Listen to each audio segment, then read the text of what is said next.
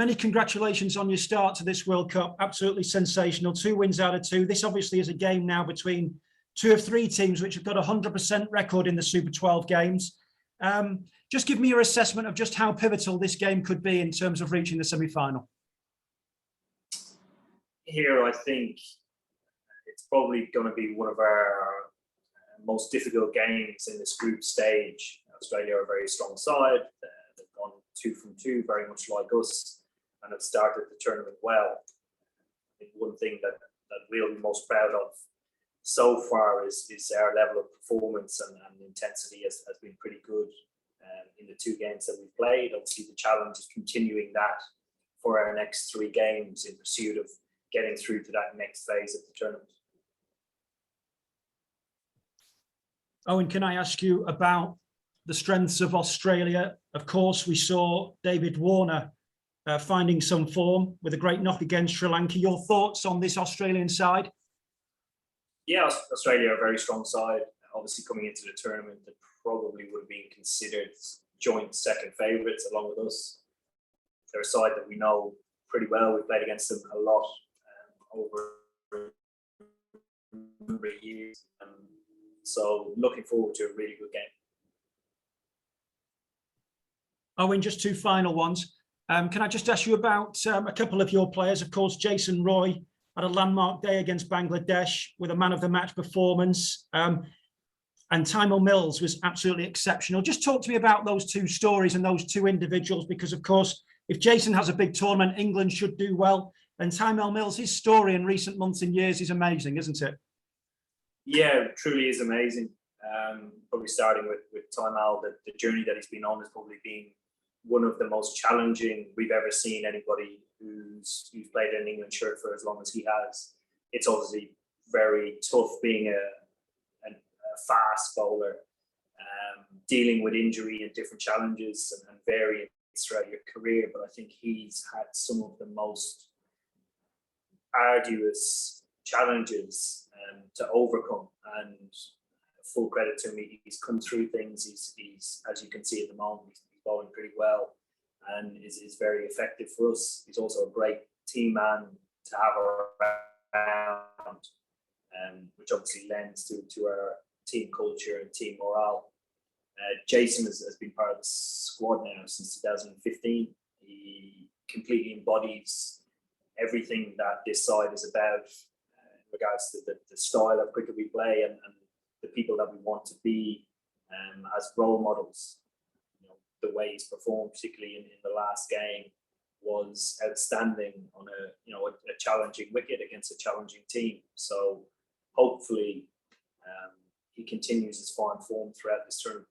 My final question, Eoin, just to stick to my 4 questions. I just wondered ahead of this game, have you got any anti-racism messages that you're going to embrace? And obviously, before the last game with the ICC, they informed you couldn't wear your anti-racism T-shirts. Then we had the Quinton de Kock situation a couple of days ago, getting in a muddle with South Africa over whether he had the right to take the knee or not. And then yesterday, domestically, we had the Yorkshire announcement on the Rafiq matter, which I thought many people felt was underwhelming. I just wonder, can I get your view? Is there a danger that there's a perception globally and domestically that cricket might have a problem with a consistent approach to tackling racism, Eoin? I hope not. Certainly from our side of things, not being allowed to have our moment of unity before a game is something that we've talked about during the 2 games that we've played. Later this afternoon, we're going to talk about it again, because if we're not allowed to, I suppose, take our stance against all discriminations, we need to try and find something else that makes a difference for this period of time. We're obviously allowed to do it in bilateral series, both home and away, and given permissions that have been accepted in different countries, probably over the last year or so. So we'll speak as a team and try and come up with something that we can do. Eoin, thank you. Good luck. Thank you. Thanks, Chris. We'll go on to David Charlesworth and then Tim Wigmore. Go ahead, David. Thanks, Danny. Eoin, can I just start by asking about how Mark Wood and Tom Curran are? Will they be available tomorrow? Yeah, they're progressing really well. I suppose where we were before the first game, they've come on a long way. We're going to make a call on that tomorrow to see how training is, and then tomorrow with treatment as well to make a call on. Mm-hmm. Is there any concern that in night matches, especially in Dubai, the team chasing seems to have a bit of more of an advantage, making the toss that bit more crucial? Here, there's always an advantage in chasing, like statistically, regardless of the country that you're playing in. So, we've only played one night game so far, and there actually was no dew throughout the whole evening, even though the game didn't go the full duration. And in other games that I have watched, there hasn't been a considerable difference in batting and bowling first. It's obviously just a different challenge. And I think with that, traditionally, day games, you would win the toss and bat first, set a total, the sun bakes the wicket changes.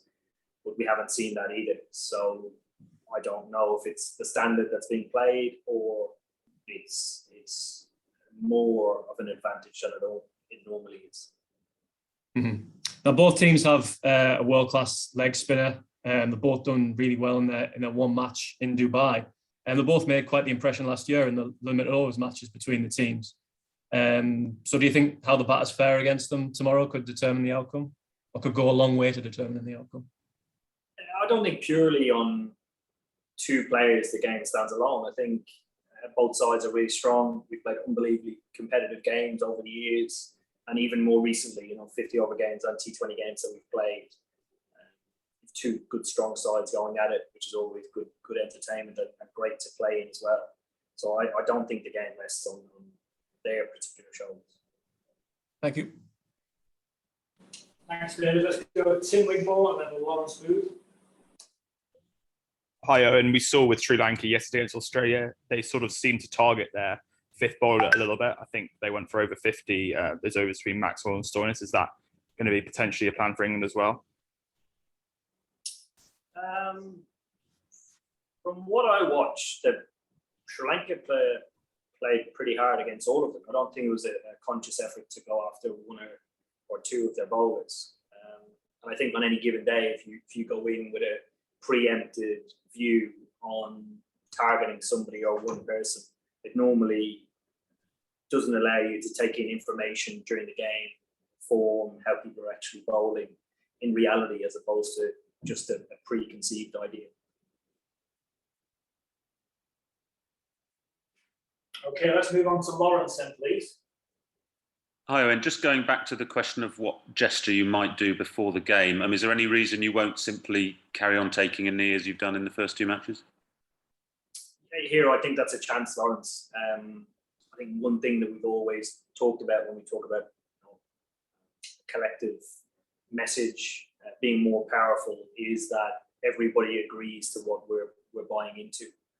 And when we initially started our talk about our culture piece, we talked at length and didn't really want to commit to anything unless everybody wanted to do it, because we feel that's the best way to try and both raise awareness, educate, and I suppose come across a more powerful message. So again, we'll talk at length about that today, but also we are quite restricted in what we can do at ICC events. So,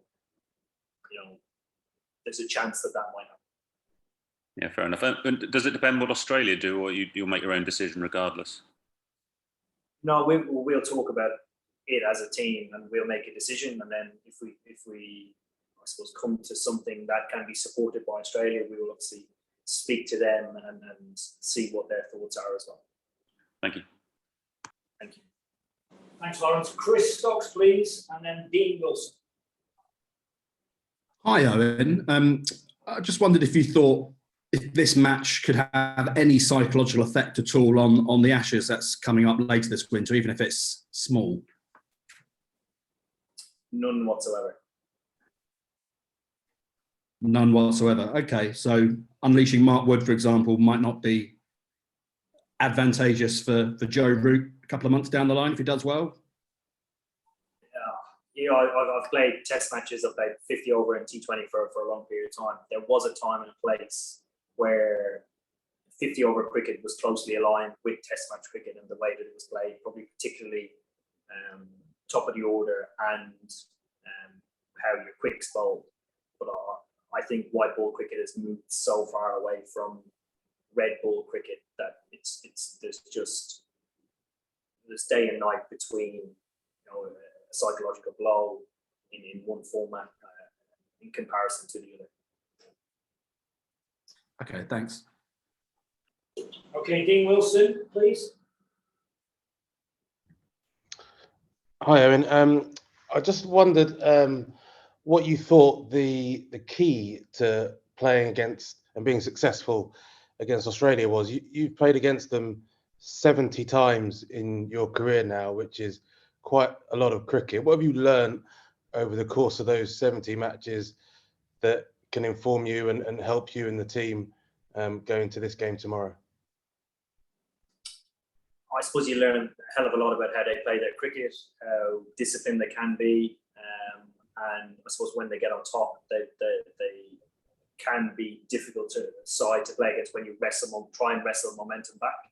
I think the challenge for, I suppose, us and them is that we're not playing at home, so trying to adapt our style of play to conditions over here to try and win the game.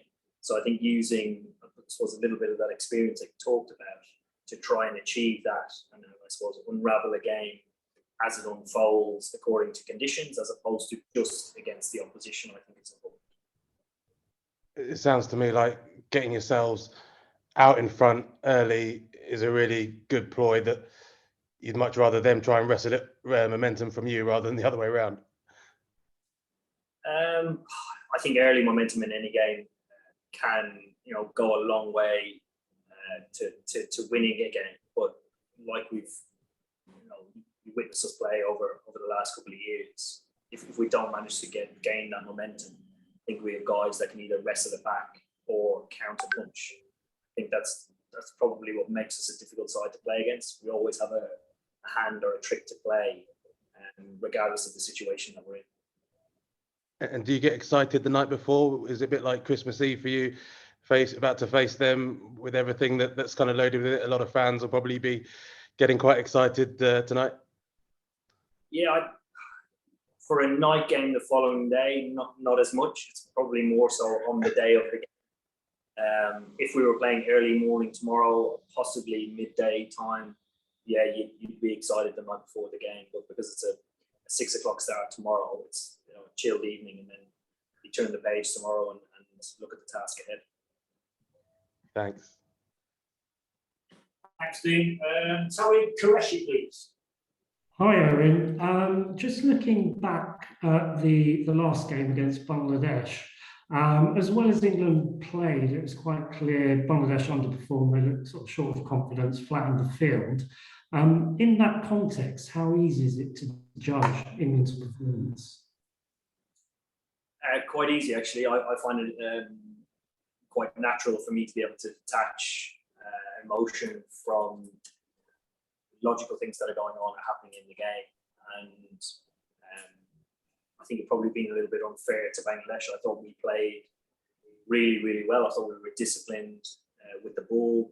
We hit really good lengths. We created opportunity when,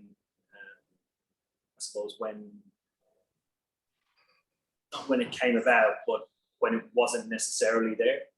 I think we forced them to make mistakes by playing really well, and sometimes that can look the way that you're describing it. But I thought, even in the chase, a Bangladesh side, how they will try and win a game is predominantly with their spin, just chopping and changing and creating a little bit of pressure in different ways. But if you look at how we bowled and how we batted, we negated, I suppose, any pressure being built, and then on top, we recognised the opportunity to drive things on. And just one more question about that game. Obviously, Shakib very well, skippering him at KKR. How important was that experience in terms of sort of devising plans against his bowling and his batting?